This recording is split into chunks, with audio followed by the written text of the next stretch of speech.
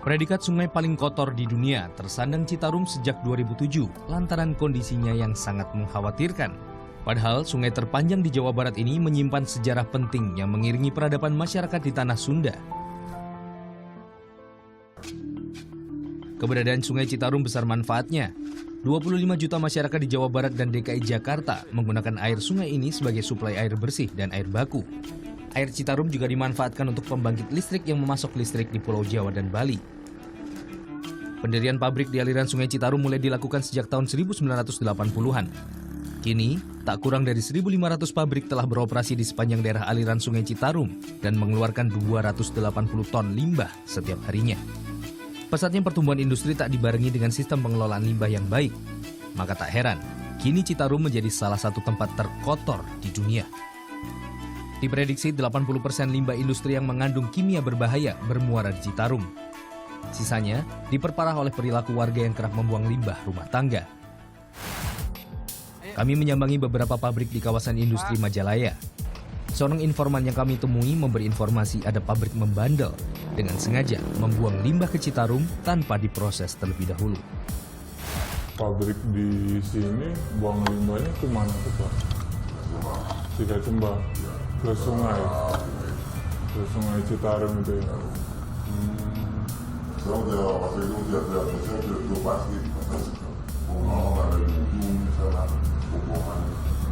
Kenapa?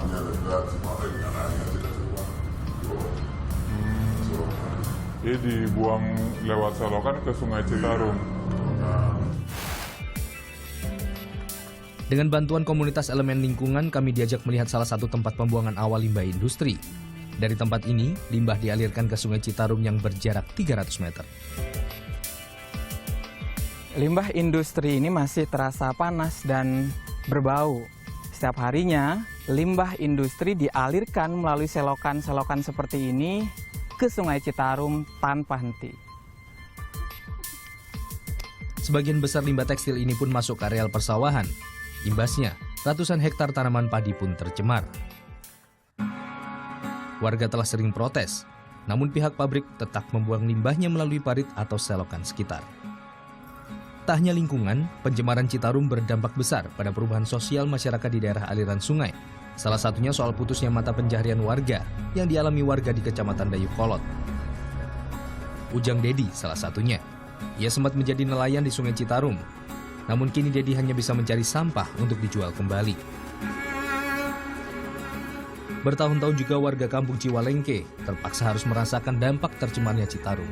Banyak warga terjangkit lantaran terpaksa gunakan air kotor Citarum untuk kebutuhan sehari-hari. Seperti yang dialami oleh Jajang Suherman, lebih dari 5 tahunnya terjangkit penyakit kulit dan sempat terkena sakit paru-paru lantaran sering menghirup asap pabrik. Kan nggak ada lagi air, cuma ini satu-satunya.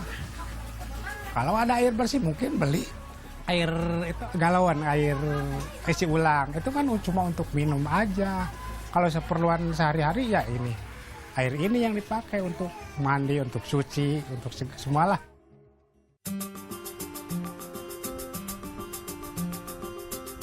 Kami menguji air sungai Citarum yang diambil dari beberapa lokasi yang berbeda untuk melihat kadar zat kimia berbahaya yang terkandung di dalamnya. Hasilnya, air sungai Citarum mengandung banyak senyawa logam yang sangat berbahaya.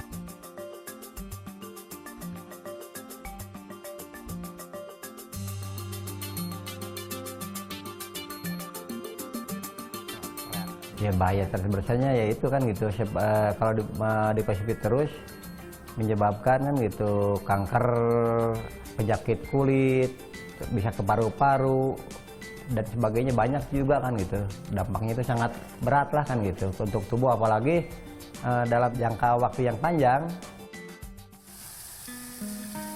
Pembuangan limbah industri ke sungai Citarum bukannya tanpa aturan.